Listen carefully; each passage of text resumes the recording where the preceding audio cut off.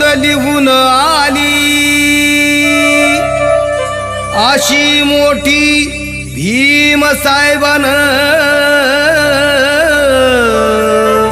कामगिरी केली. कुणी नाही केलं